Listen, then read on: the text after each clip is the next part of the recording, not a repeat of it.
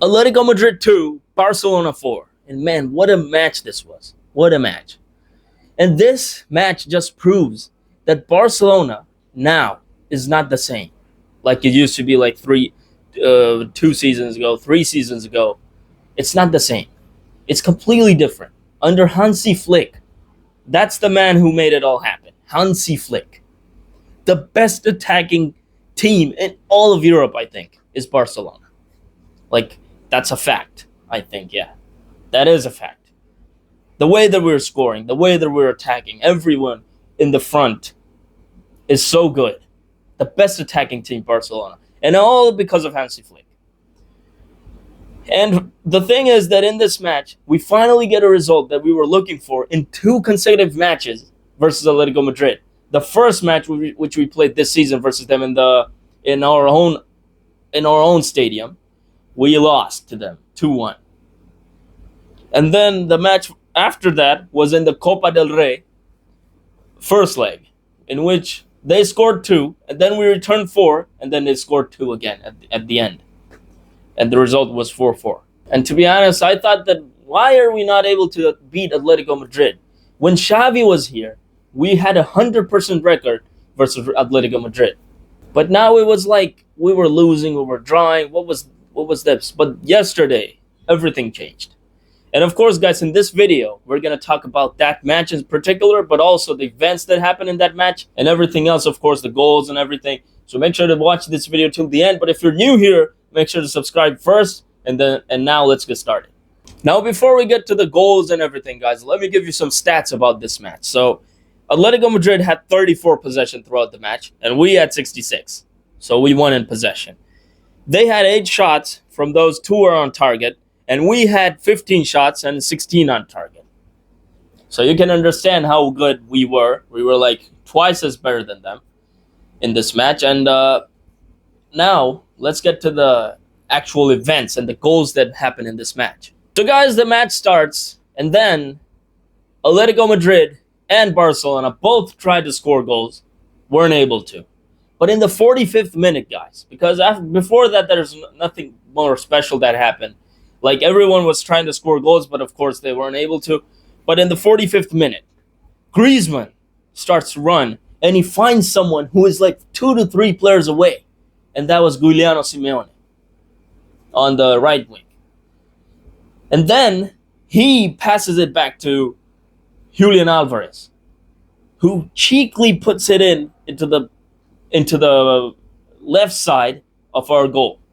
And Szczesny's momentum started to go to the right. Okay? Started to go to the right because the ball was with Giuliano Simeone.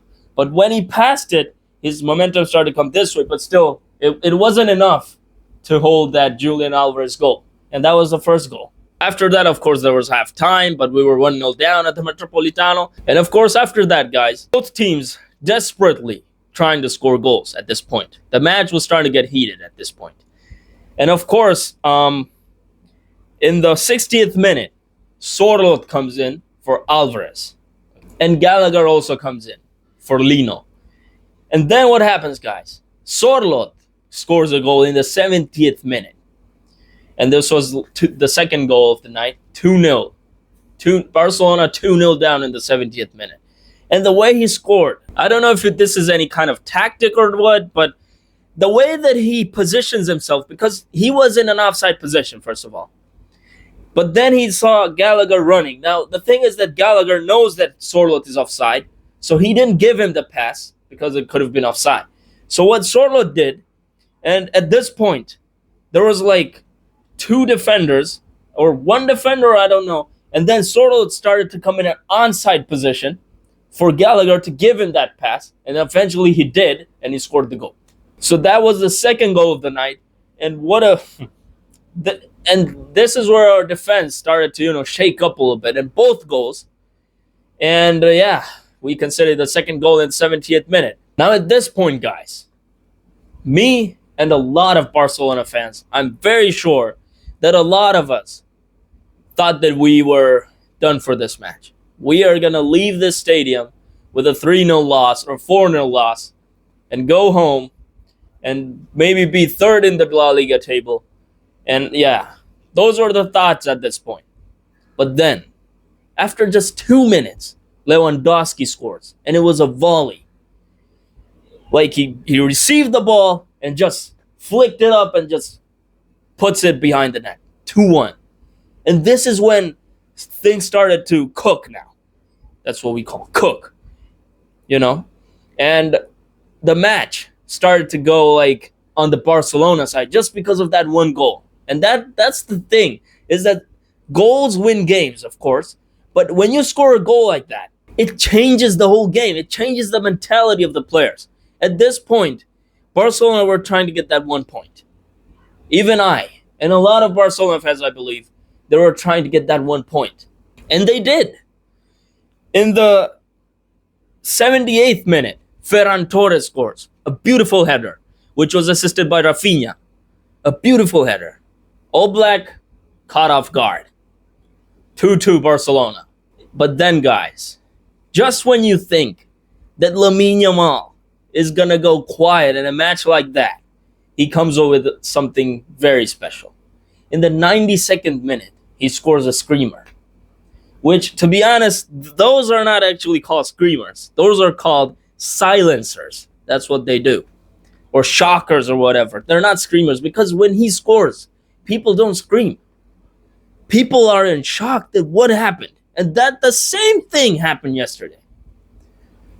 Like that goal in the Euro 2024 semifinal versus France. That goal, bro. Who screamed? No one screamed. Everyone was shocked. So those are like shockers or silencers, I would say. And then he scored the same kind of goal in the 92nd minute. Now, there was a deflection, but the goal still counted as Lamine Yamal's goal. So that was good. But he scored a screamer, bro.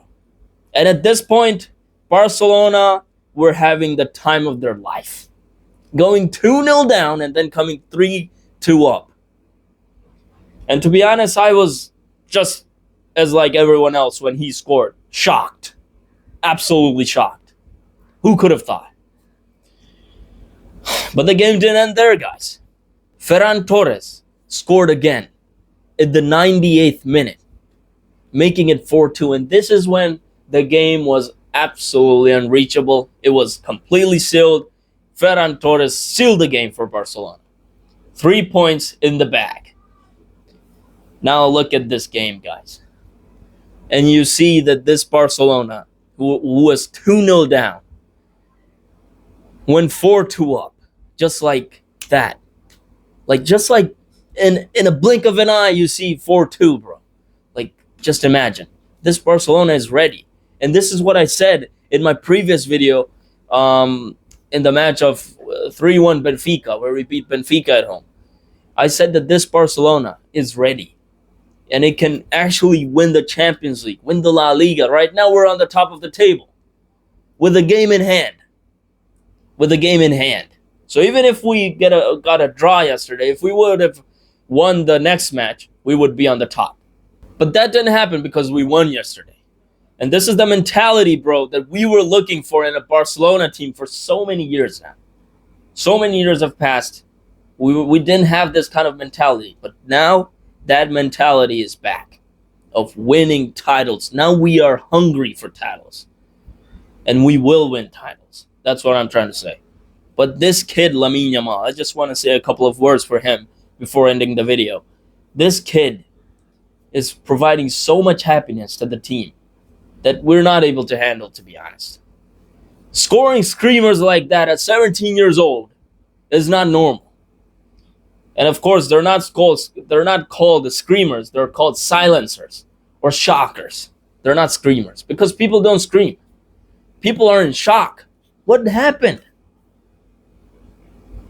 So yeah, guys, I mean, that was it for today. If you enjoyed the video, then make sure to drop a like, subscribe to the channel, and comment down below what were your opinions on that match. And I'll see you on the next video.